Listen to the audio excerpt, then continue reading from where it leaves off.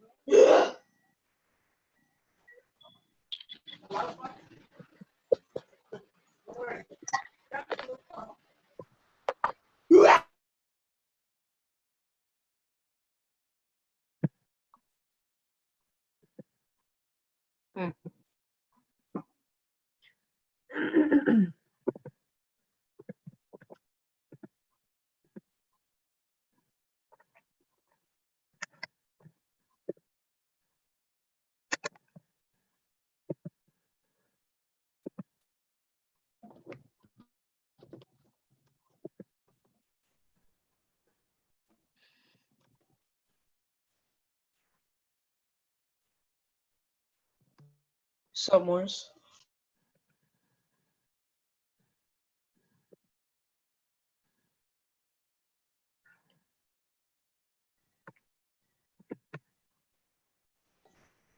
Hi, Miss Ramon. Hi, Carlo.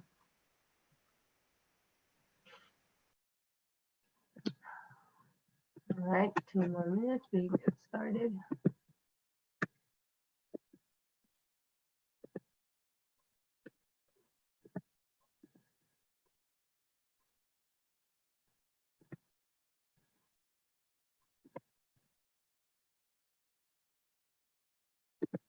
Yes, Jason, you have a question? How are we gonna do music? Wait, is it music right now? No. You have writing You have to now. wait until you have the music teacher to understand how you're going to do music. Stop asking people who do not the music teacher. You have writing and then you have music. Okay. Okay. Okay, great. Let's take about 1 more minute to prepare for writing. You just need your draft that you have, and it's something to write with, and loosely for your notebook if you have that. Yes or no? My draft is at school. It's okay. Just we are going to start episode 3 so just before you stop because we might be able to go back to school once it is over and continue working. Yes, The narrative writing. 1 second. Okay, yeah. I don't have that. What do you mean your draft? Yeah, the whole notebook. 'Cause I was not expecting us to be in coronavirus break. Yeah, that's fine. Do you have loose leaf with you? Paper? Yeah. Nothing? I said, yeah, I do have. Okay, then that's fine. As long as you have paper and a pencil or a pen, that's completely fine. Don't worry about having other parts of your draft. We're just gonna continue writing. Yes, it would, have been better for us that if we were able to look at what we were writing so far and then we were, continuing based off of that. But if we're gonna have to work with what we have, so it's okay if we don't have a full draft with us. I think just we'll just pick up from where we'll just do our best, okay? So as long as you have a piece of paper and a pen, you'll be fine. Yeah. Also, are we gonna go in our writing pods?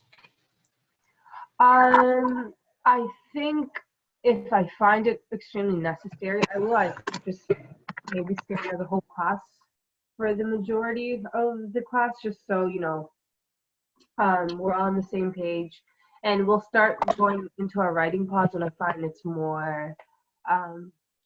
Well, we can only have two separate rooms, so it'd be 2 writing pods. We'll work something out, okay? But I'm gonna actually mute all of us now because I think I will get started now. All right, great. So today we will be drafting our 3rd episode. We're going to be engaging and orienting the keep your hands on for a second. When I'm done, I will take questions. We will be engaging in orienting our reader to understand our third episode in the sense of like what context it is, what point of view we're writing from. We're going to focus today on how we can make sure that our reader has a grasp of knowing what's going on, right? So we're going to start drafting our third episode today. We are going to be using at least 2 narrative techniques, and then finally we'll start to have the chance, we'll get the chance to start drafting our third episode by organizing in a sequence of events, right? We did this for our first episode, we did it for our second, right? Remember, when we are writing our sequence of events, we're writing down events that are going to unfold naturally, they are going to unfold logically. I want them to be specific, but not too specific, right? This is to help you. So I want you to refer back to this event sequence and be able to tell, okay, I need to write this, then I need to make sure I put this, and I'm going to finish it off with that, right? It's there to guide you. Jason, you have a question? No.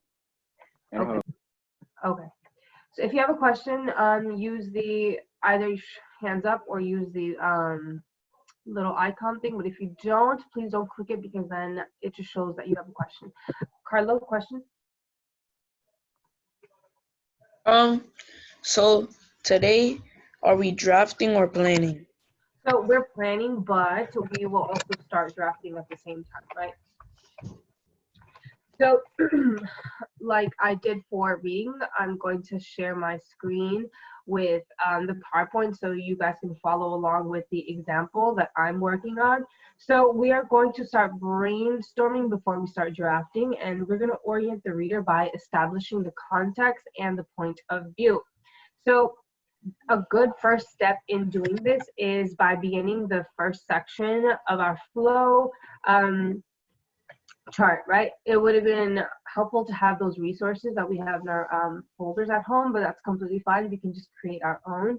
So I'm going to read through my flow chart that I have with Abigail in a second, and I want you to understand how this flow chart is going to be shaped into a whole prose narrative, right? So prose narrative meaning free-flowing writing that I am doing based on a story that I'm writing. So I'm going to pull up for all of us in a second the example that I had for Abigail. If you guys remember back to Abigail's story. Now this is the my third episode. So this is going to be my third big chunk of the whole story that I'm writing, okay? So remember, we have 1 episode, 2 episodes, 3 episodes, and then a final episode. So this is the episode that comes right before my final, okay? So I'm going to share my screen. And I want you to take a look. Can I see a thumbs up as soon as you can see the screen? Can you all see it? Thumbs up? Thumbs up. Excellent, excellent. So here is my first section of my flow chart, and I'm going to read it out loud. Abigail finds Wilton and begins volunteering in his clinic. Abigail decides not to ask him directly about her mother just yet until she has the chance to get him to trust her. After Abigail meets Wilton, she decides not to tell him the purpose of her trip just yet. Instead, she wants to gain his confidence and trust and devises a cover story that she has come to volunteer in his clinic for 2 weeks. Abigail begins to work in this clinic. She checks in patients, cleans, and tries to assist whenever needed. While she is working, she observes Wilton. So as you can see, right, this all represents a sort of framing of the whole episode.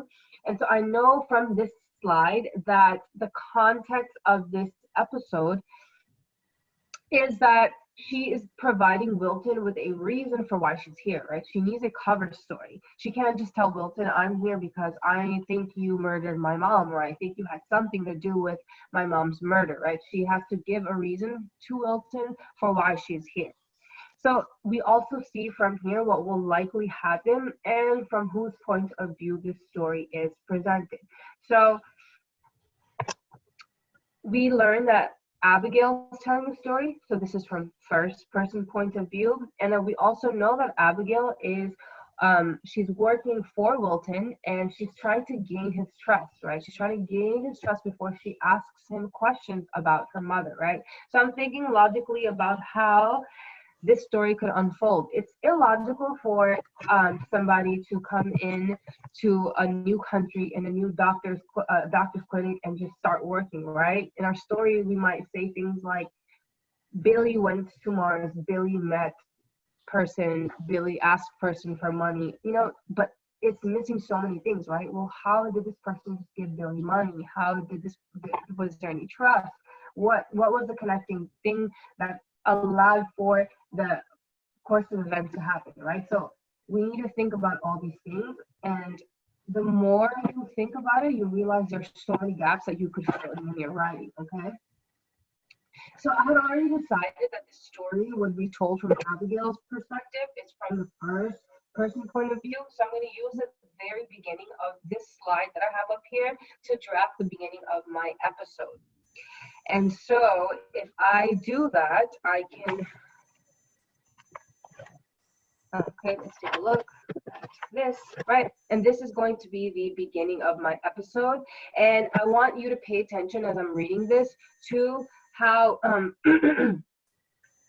how clear it is to my audience what perspective my story is being told from. Remember that today when we are thinking about our sequence of events, we're thinking about how can I make sure that whatever perspective I'm writing the story from is shown to my reader and the context, right? Those are the two things I want my readers to understand.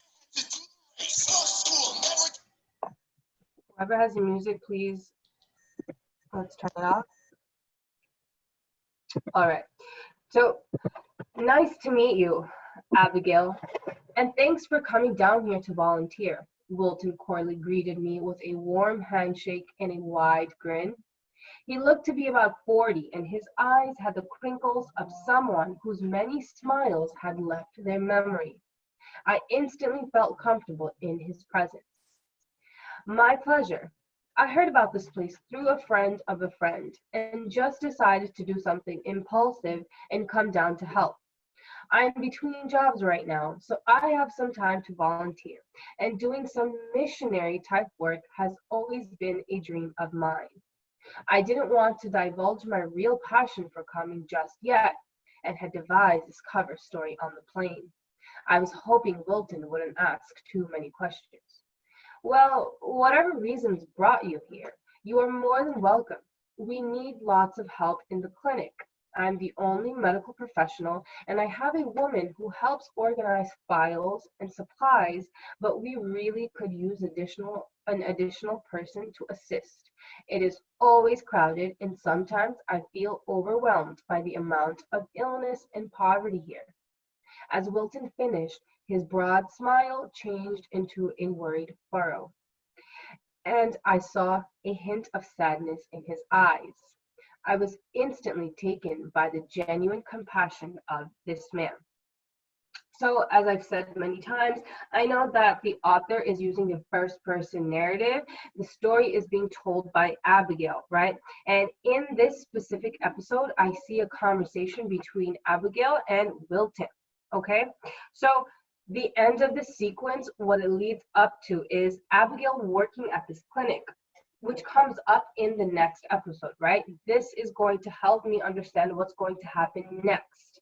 So as you can see, this beginning that I have put up here, it orients my reader to the characters inside of this episode, right? Abigail and Wilton, and we get to see what happens later in the episode as well. So Abigail begins her work at the clinic, and she gets to know Wilton. Notice how at the end she's taken back by how genuine and compassionate he seems about his job and helping people who are sick or poor. So what you are going to do is I'm going to divide our class into two groups, and you are going to work with your group mates to talk about the beginning part of your flow chart is actually on this slide here. The instructions, I will leave this up as you work. I want you to think about how you are going to engage and orient your reader by introducing the narrator and the characters and setting up a sequence of event sequence, right? So some opening strategies are dialogue, flashback or flash forward, conflict, descriptive language. So I want you for the first 5 minutes, I'm going to bring us back after the first 5 and we'll get another chance to work with our partners, but I'm going to break us up into 2 groups and then we will have 5 minutes to work on thinking about how we can engage and orient our reader and we can use these strategies. So as soon as I break us up into 2 groups, you may start. You have 5 minutes. You can take notes in your paper and make sure that everyone has a chance to say their piece. Okay, more, break out rooms.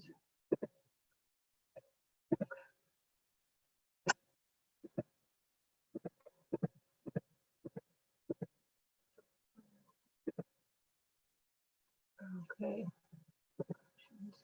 I'm going to set a timer for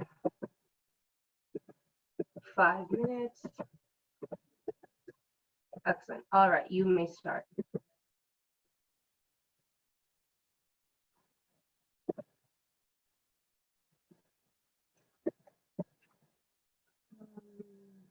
Great.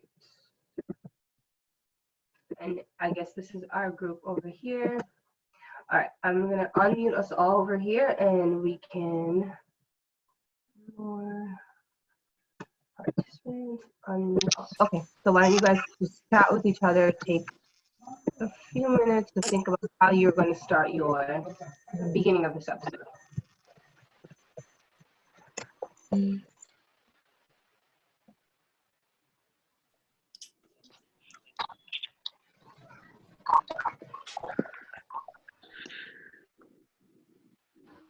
Well, I think I'm gonna start it off with a dialogue.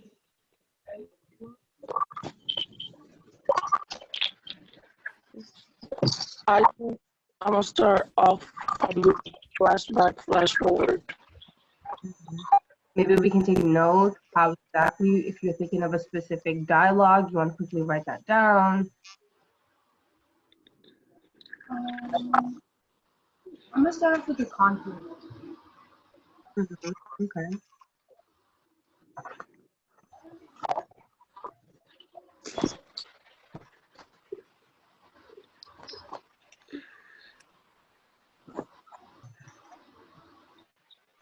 Can I shut my door?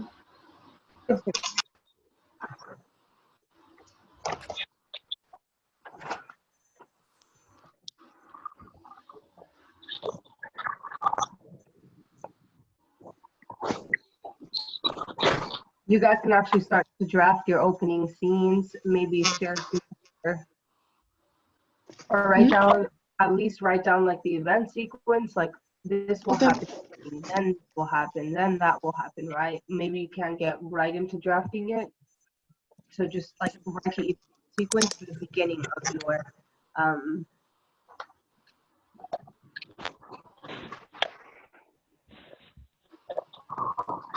if you want to use dialogue, you can maybe bullet write. Character A will tell character B that he is actually.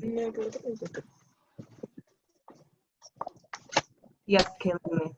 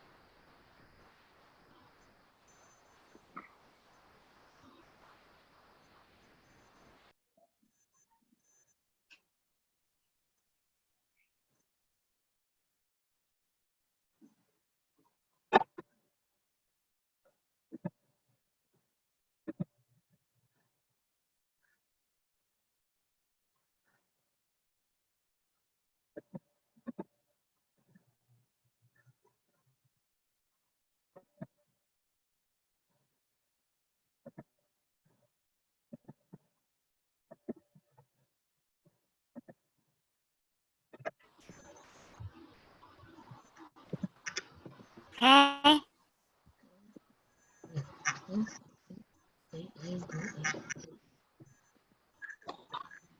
Anyone ready to speak? What kinds of things did you include, right? So you may want to think about whether your narrator is clearly expressed. Yes, Morris? Well, for me, I changed from idea from dialogue to descriptive language or setting Mm-hmm. because, like, I'm gonna have like the setting being my character at a computer desk going over the information that Mm-hmm. comes. I agree with more. I think that I'm gonna change it to that as well because it wouldn't make sense for me to start it off as that, as like a flash forward or a flashback because I already told what was happening in the beginning, which made like the display. So I think Mm-hmm. they're like in a deep dark place. Like they're through all that. So some of the things that you have to think about is, as you read this section, do you think that there's any way that you can make it more clear to your reader what's on, who's speaking? But we are going to close out in 3 seconds. We're going to come back to the main room. I'll see you there. What? I'm confused. Right. Close rooms. Okay, excellent. Are we all back here? Wait. Yep. Yep. Right. Okay. So we should all be back over here. Excellent. So what you are going to do is work with your partners for the next 15 minutes, right? I want us for the next 15 minutes as a group. We will go back into breakout rooms. We will have the chance to, with the work of our partners, think of ways that we can brainstorm some narrative techniques that we want to include within this episode. So I've left the narrative techniques up on the PowerPoint right here. So on the left side you have the element. First one being setting, okay? So the technique here, setting supports themes or creates opportunities for events. For example, setting Romeo and Juliet in Verona, where there had been a historical strife between ruling factions, created a believability about the feud between the Montagues and Capulets, right? If they weren't where they were, the story would probably not make as much sense, right? Foreshadowing gives the reader a sense of what is to come in the plot. Remember what I just wrote about Abigail, the fact that she's noticing the facial expressions of Wilton and his smile and thinking he's compassionate probably tells me that, ooh, like somebody has a crush on Wilton or somebody's going to, right? Think about things and lines that you could include that would give you hints about what could possibly happen, right? That's what you could do if you're foreshadowing. And foreshadowing doesn't have to be a big thing. You don't have to make it such a big thing like we can guess what the biggest part of our story is going to be. It can also be small things, right? Characterization, use of characters to support theme or move the plot along. A good example is a use of comic foils by Shakespeare to highlight certain qualities in main characters, right? So say you were writing a story about twins, you could have one of them be really, really evil to show how good the good twin is, right? You could show bad habits of one to highlight how the other one doesn't have all those bad qualities. So then theme, how is this woven throughout the plot episode so that they seem naturally tied together? I guess I can't tell you what you can and can't write, but if you're writing about the theme of like love as a cause of suffering, right? You can talk about other things like the theme of like reputation or something like that in your next episode, but you have to make sure that they connect, right? You can't just be talking about different things and having it such a different, you can't make it feel like it's different for your reader. You have to kind of mix it together. It's okay to have multiple themes, but the important thing is that they all connect, and that is up to you as a writer to make sure it connects. Plot, does this unfold naturally and logically, or are there gaps that make the plot hard to understand or believe, right? Sometimes our imagination can get a hold of us, and we might go, oh, our character died out of nowhere, and now the spirit of our character is like speaking to us, right? If we're writing realistic fiction this whole time, it probably doesn't make sense to have an alien come out of nowhere and start doing some weird stuff in your living room, right? You have to make sure that the plot isn't, if you want to write super science fiction story, that's completely fine, but it still has to make sense. Conflict. This must work in conjunction with the characters' personalities and should serve to move the plot along. My character Abigail is supposed to be a sweet, nice girl, right? Would it make sense for her to suddenly just go, oh yeah, then I felt like going to the store and shoplifting, right? Not necessarily. So you have to think about how conflict has to be related to who that person is, right? If Abigail's a nice and sweet person, the type of conflict that might happen to her is not having to face a 10-year sentence for stealing cars. It's probably like somebody took advantage of her because she was too nice and blah, blah, blah, blah, blah. So point of view can't be first, second, or third person. Can be first, second, or third person, can be omniscient, knowing all, or singular, right? But you need to make sure that it stays constant. It can change between episodes, but between the same episode, it should stay constant. I think most of us are doing third person, and they are doing first person. I think that's what most of us are choosing to do. So just make sure that if you find the one that you choose, that you stick to it. So I'm actually going to give us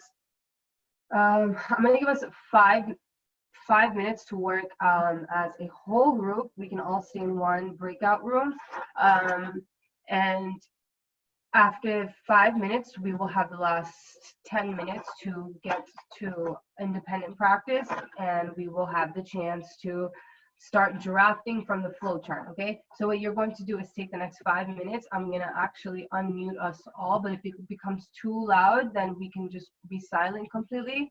So for the next 5 minutes, the time is 2:44. We can stop at about 2:50. Try to brainstorm, but about thinking about these elements, right? Use these techniques and brainstorm around these techniques and what you want to include in your third episode, okay? I'm going to unmute us all because it should be group work, but like I said, if it becomes too loud, too crazy, it's just going to have to be silent, right? Okay.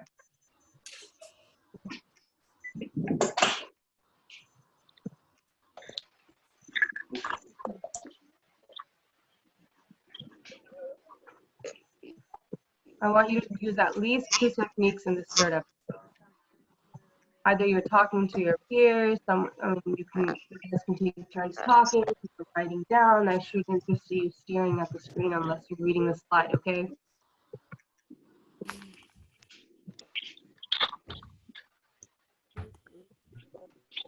Galen, Jason, Morris, Tanzel, Kaylin.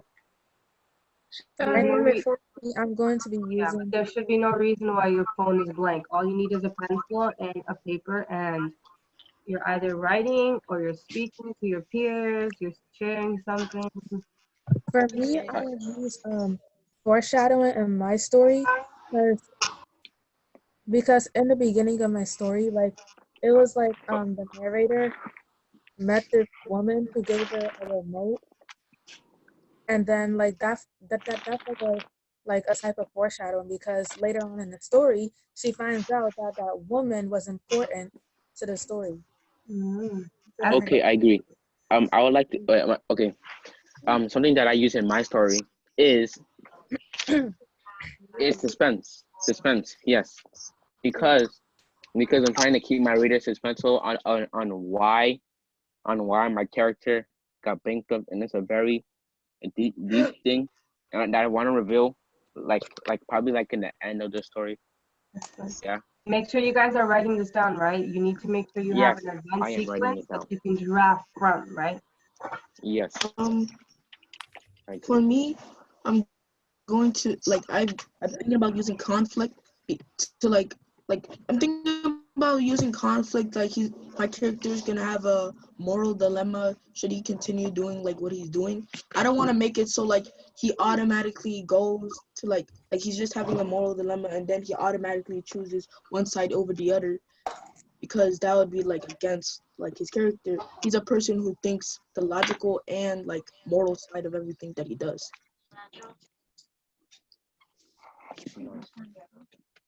Good job.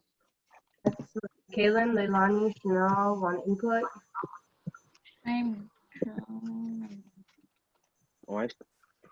Carlos muted. Yeah, I'm not sure why we just unmuted. Yo, Carlo. Unmute yourself.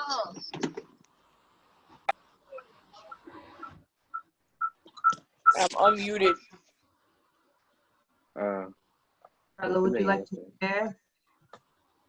Yeah. What would you include in your thing? I was thinking about including. No, A you have to say conflict. to include. To conclude, To include. I like to include. I like to include. To include. I wanted to include. To sum it up, I wanted to sum up a conflict inside my story. Okay, well, how are you specifically doing that? What conflict are you going to introduce your scene with? Wait, can you say that again? So we're talking about how we can orient and engage our readers, right? When you pick up a book and you start reading it, even if it's in the middle of the book, it's in a way that you can still get, okay, character's sitting in here and he's doing this and this is happening. Okay, let's keep reading, right? If you want to give conflict, that's completely fine. Your story can literally start off with one man punching the other, right? But you need to make sure that enough of the story and context is given so your reader can be like, okay, well, he got punched because of this. Oh, what's about to happen next? They're gonna continue fighting until somebody. The conflict is like, you know how my story, there's like creatures, right? Mm-hmm. So there's gonna be like a big herd of creatures coming to where people are staying. So now they have to prepare to like fight against the creatures that are coming. Excellent. So what I'm Nice. actually gonna do is I'm gonna end guided practice here. I hope you guys took notes on your event sequence. So your job right now, what I'm going to have us all do is we are going to look at the flow chart that we just created and we are going to create a draft. Now you are just working on the opening scene. You're going to be conscious of your reader as you're writing because you want them to feel like they're watching the scene unfold. You need to be careful to describe the scene to the reader in the way that they can also, along with the writer, picture exactly what's happening. One second, Jason. So this means that you have to unfold the scene in a natural way, and that's logical, right? Something crazy could happen in your story, that's totally fine, but you need to say it in a natural and logical way. So if you think back to the beginning part of I think I'm still sharing the screen. Yes. If you look back to how I started my beginning scene, right? You see that's very natural. It's very logical. And I want you to pay special attention to the small details that I put in there, the sensory language, right? I felt comfortable. I saw his smile changed to a worried furrow, right? I also included characters' inner thoughts. Abigail was like, oh my God, I had to create the story on the way here in the plane so I could give Wilton a fake story, right? And then there's actual conversation happening in quotes. So what you are going to do is take the next, we have about 10 minutes left. You're going to take the next 10 minutes to draft the third episode by organizing an event sequence that unfolds naturally and logically, okay? So you are going to write out your event sequence. You're going to, it's not your draft, like your literal draft, but it is similar to it as in you're putting specific enough information. So you are going to write out your event sequence for your third episode. You're going to start off with the beginning of your episode all the way to the end. And so for your homework, it is to continue working on this draft. I want you to come prepared tomorrow with your entire event sequence for your third episode. I saw Jason had a question. Jason, what's your question before we begin? I completely forgot. Where's Daniel? We are working on getting Daniel to join class, but yeah, let's save all those questions for later. But anyone have any other questions? Remember, your homework is to finish writing the event sequence. You're not drafting it, you're finishing the event sequence. Yes, Carlo. Can I use the bathroom? Sure. Be back within 3 minutes, please. All right, the rest of you, please keep working. I should see everyone's pencil to their paper. Please sit up. I should not see anyone leaning. Jalen, I'm going to ask to see your whole face. Kaylin, can you please position your camera so it's on your face? Vicky, let's sit up, please, away from the pillows. Thank you, Jason and Jessica, Leilani. Morris, let's get started. Instructions are on the PowerPoint. Thank you, Kaylin. Tanzel, hello.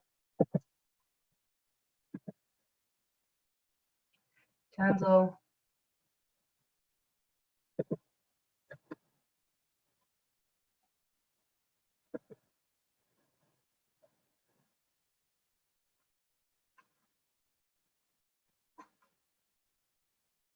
So I'm actually gonna leave my event sequence on the PowerPoint slide so you can take a look at it if you need help understanding what exactly I mean by event sequence that engages and orients your reader. Yes, Vicky? What did the thing say again? The instruction? Lie. It's something like, it's something with the third episode. What did it say? I don't understand your question. Say that again. The other slide that you had, it said something like, Draft the third episode by organizing an event sequence that unfolds naturally and logically. so that's what we're doing right now. Yep, you are drafting your third episode by writing out an event sequence. So that is what is meant by drafting. It's essentially planning, but you're drafting out what happens. You're right, drafting Okay. out an event sequence. Yep.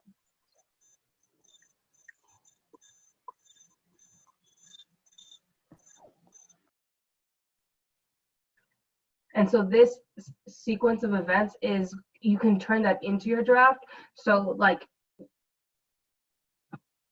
start off by writing it as a sequence of events, but it can also be your draft, right? Just start it off by, maybe you want to bullet it, later you can just add to it.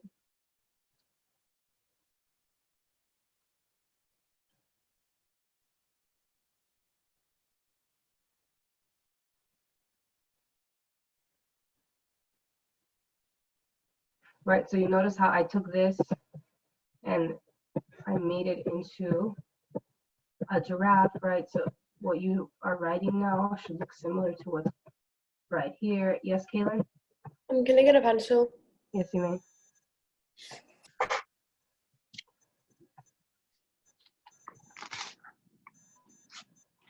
Excellent. Jason is writing rigorously. So is Chanel and Jessica. Vicky, is that a question?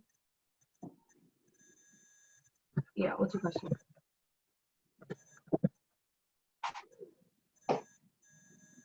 To be honest, I don't really know what to write for the third one because I have to know where I ended off on my second one.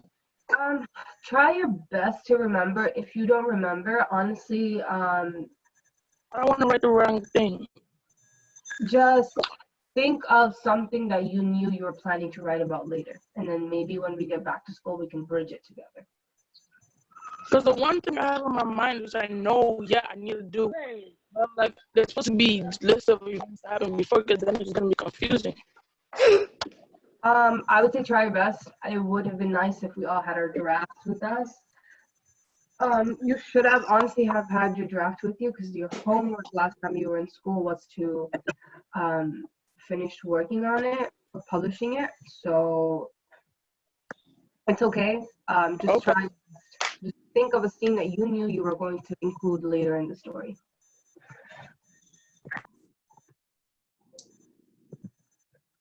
All right, so take about the next 3 more minutes. Draft out as much of as you can of your third episode.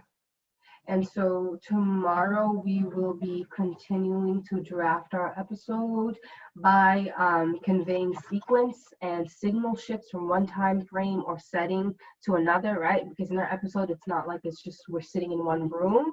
We're going to be talking about how we can shift from different settings and how we can go from one time frame to another by focusing on transition words and phrases and clauses. We're also going to be thinking about how we can include 2 more literary devices and develop the setting by using words and phrases and relevant details and sensory details, okay? So remember, your homework is to finish or try to finish as much of the drafting work. Tomorrow we'll have a chance to continue working on it. And I'm going to take about 2 more minutes. So I will be expecting that you finish your drafting, but I'm not going to be checking it for homework. Your reading and writing homework, I will not be checking. I just expect that you do it, and it will be obvious if you have done it or not, because I can tell by how prepared you are for the next lesson, right? So remember, this will be the last time I am speaking to you today, unless you are my advisory group. I am always in constant contact with you all. So your TA homework, remember, it's in your homework packet. You need to get it done. Send a picture to me. I will have a, we'll all talk in the morning tomorrow. Please have it done by then, along with your math homework if you have any. If you do not have your TA packet with you, what you have to do is look at that resource online. Look at the packet online.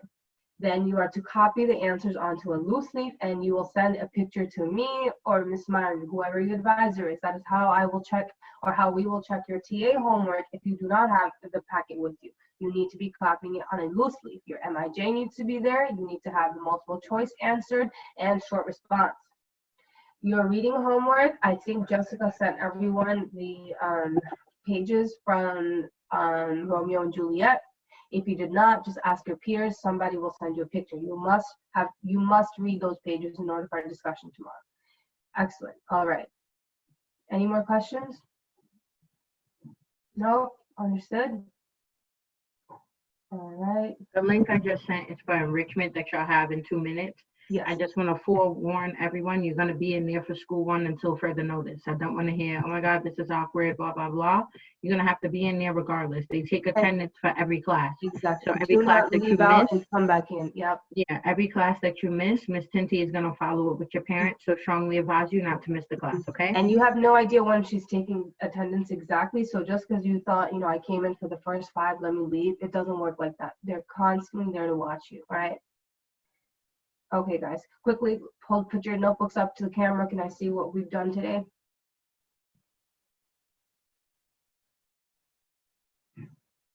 All right, looking good. Okay. All right. Okay. All right. Thank you, guys. You guys should start to get ready to get into enrichment. You can put away everything for class today. You only have, I think, music left. If you need a pencil and paper for that, I'm not sure. I guess they will let you know, but Vicky and then Jason. What's your question? 1 second. No question? You good? Yeah. Okay, Jason, question? Oh, yeah. What's the meeting ID for that? Is it the same one that we did that you gave us last time? Miss Mari will send it in the chat right now. But yes, your enrichment ID will always stay the same. Okay. All right, guys. I will see you tomorrow. Okay. Jessica, yes. Bye. Bye. 1 second, Jessica. Yes, Jessica. The link for enrichment. Yes, Miss Mari will put it in the chat. Okay. Also text it to my advisory kids. Okay. Yes, Vicky. What time is the next class? Enrichment Right is right now. now. It's right now. You should literally get to it. Okay. Bye, guys. Bye. Turn the car off. Turn the car off.